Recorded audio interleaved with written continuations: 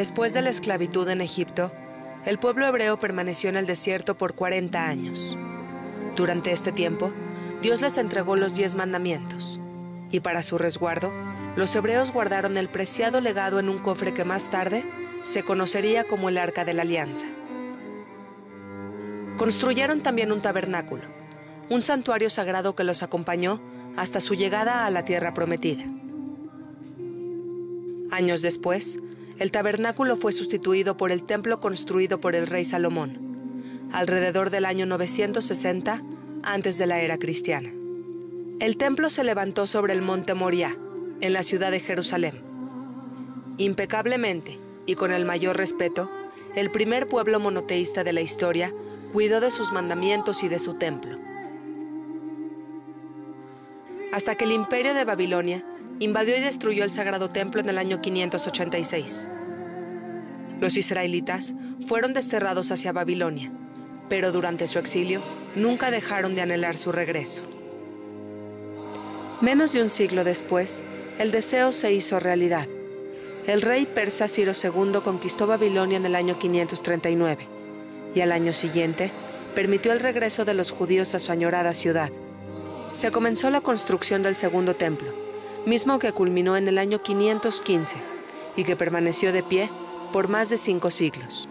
Pero en el año 70, por órdenes del emperador Tito, el templo judío fue de nuevo destruido.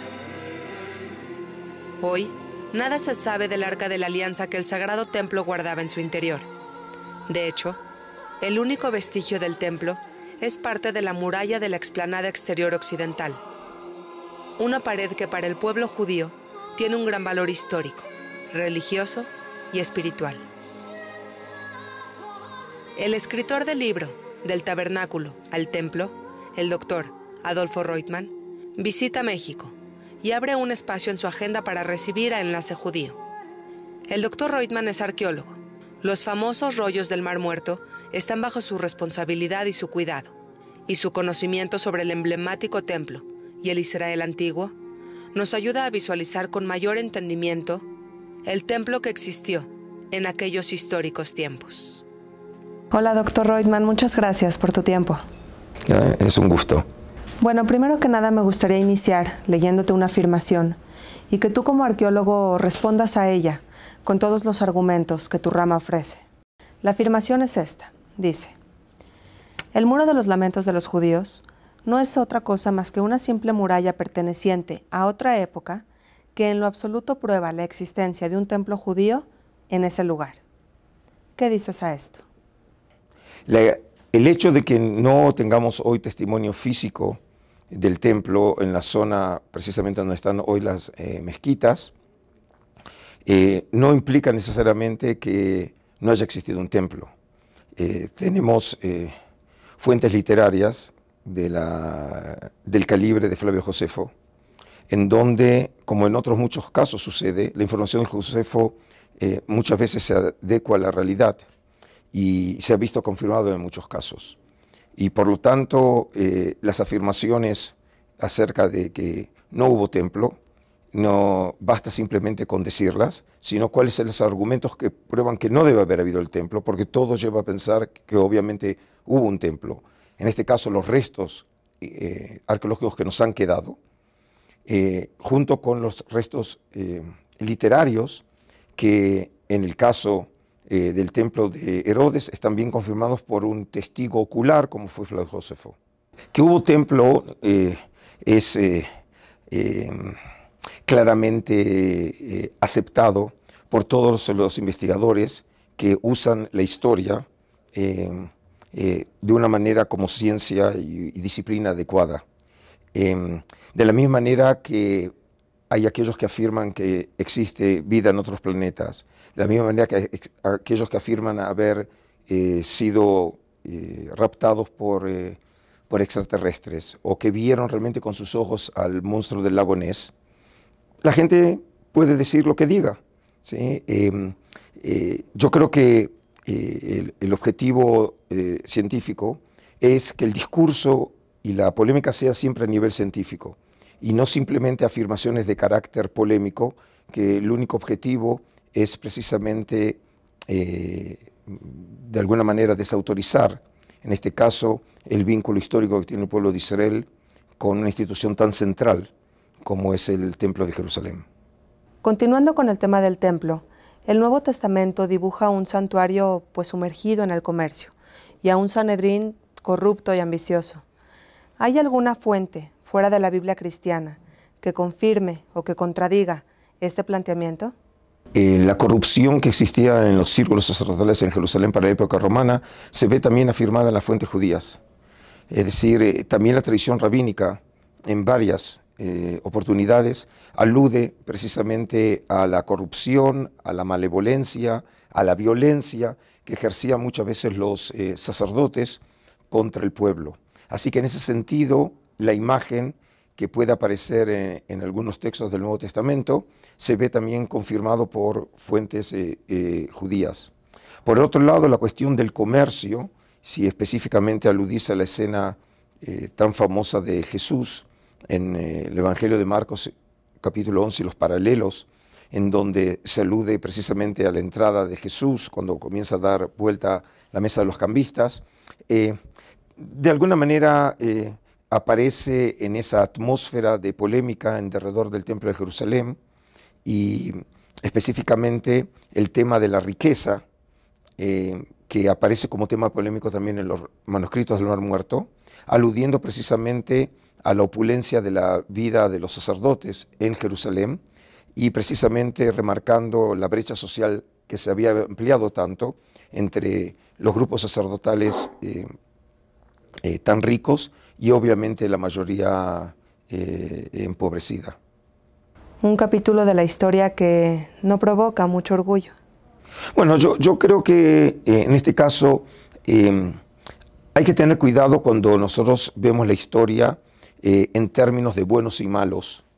En última instancia, el pasado no es diferente al presente y en ese sentido creo que tenemos que tratar de tener y mantener una actitud de objetividad ante el estudio de la historia, ni cayendo en apologías, ni cayendo en polémicas gratuitas, sino simplemente tenemos que evaluar la historia. Creo que la civilización judía como tal tiene de qué vanagloriarse y por lo tanto no tiene que sentirse a la defensiva cuando hay episodios problemáticos en su civilización. Obviamente es una civilización de seres humanos y no de ángeles, y por lo tanto es dable suponer que a lo largo de una civilización de 3000 años habrán realmente también capítulos oscuros en la civilización judía como en cualquier otro pueblo. Sí, claro. Ahora, pasando a otro tema, el objeto más sagrado de la fe judía todavía se encuentra perdido, el Arca de la Alianza. Hay muchas teorías sobre su posible ubicación, como la teoría que dice que podría estar en Etiopía, por ejemplo. A ti, como estudioso del tema, ¿cuál es la teoría que te convence más? Bueno, en realidad no creo que ninguna de ellas sea las convincentes. Lo único que nosotros sabemos que el arca desaparece de la conciencia de Israel incluso antes de la destrucción del templo por los babilonios en el año 586.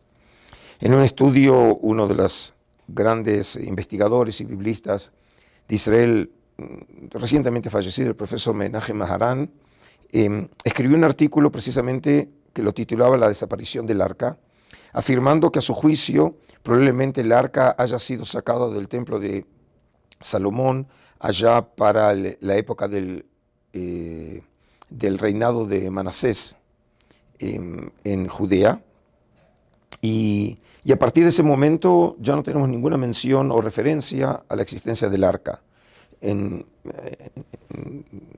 su opinión, probablemente en la reforma religiosa de Manasés, cuando reintroduce imágenes idolátricas en el templo, en esa oportunidad habría sacado el arca.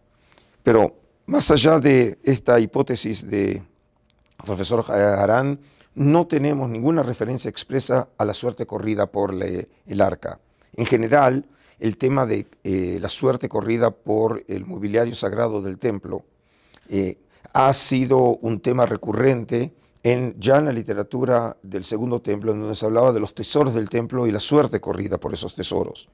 Y aquí es interesante destacar que, por ejemplo, Josefo habla de una tradición que afirmaban los samaritanos, que lo que se llama los objetos sagrados, todavía del tabernáculo de Moisés, habían sido enterrados en el monte Garizim, mientras que la tradición rabínica sabía que los mobiliarios sagrados del templo estaban enterrados en algún lugar del área del templo mismo.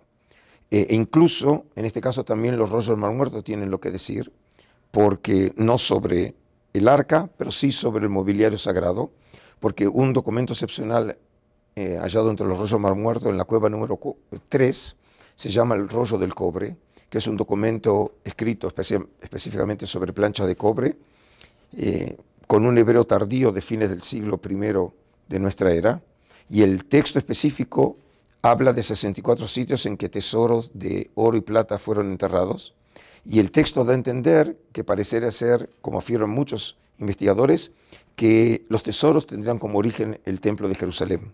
Así que incluso hay un documento de fines del siglo I de nuestra era que también haría referencia a ese tema que ya se había transformado en legendario, cuál fue la suerte del mobiliario sagrado, incluyendo en este caso también el arca perdida. Entonces tú no tienes ninguna teoría personal sobre la ubicación de este valiosísimo objeto. No, la verdad que no tengo, pero lo que sí es que si alguien supiera dónde está, yo sería el primero de aceptarlo para exhibición en el Santuario del Libro. Seguro. La tierra de Israel guarda todavía muchos secretos, pero de todo lo que se ha encontrado en esta milenaria tierra, ¿cuál es el descubrimiento arqueológico que a ti te ha maravillado más? Bueno, yo creo que en este sentido el descubrimiento de los rollos del Mar Muerto sigue siendo, a mi juicio, de una manera absoluta, el descubrimiento arqueológico más significativo en la historia de la arqueología de la tierra de Israel a nivel mundial. Por lo menos en este caso estaría dispuesto a aceptar si se encontraran por lo menos fragmentos de las tablas de Moisés, superarían en importancia los rollos del Mar Muerto.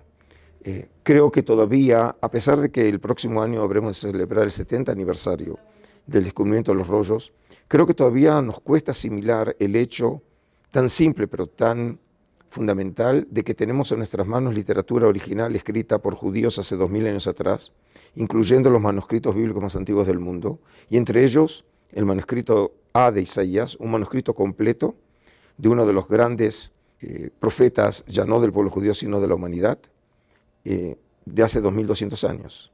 Es decir, a pesar de que yo lo tengo en mi colección y que tengo acceso al original, de todas maneras todavía me cuesta creer que nosotros, es decir, nuestra generación haya tenido la suerte de verse bendecida por semejante descubrimiento, que más allá de la importancia arqueológica, representa una de las verdaderas revoluciones en el estudio del judaísmo y también de unos momentos claves de la humanidad. La época de los rollos del Mar Muerto es también la época de los orígenes de lo que habrá a ser el cristianismo. Son los orígenes del judaísmo rabínico. Es la época en que se encuentra Oriente y Occidente. Es unos momentos claves en la historia de buena parte del globo terráqueo. Y los rollos del Mar Muerto vienen de esa época. Por lo tanto, por lo menos hasta donde tengo uso de razón, creo que todavía la primacía de los rollos supera a cualquier otro descubrimiento realizado en Israel. Sí, sin duda. Adolfo, tú eres arqueólogo y también eres judío. ¿Hay algún descubrimiento arqueológico que no haya coincidido con tus creencias religiosas?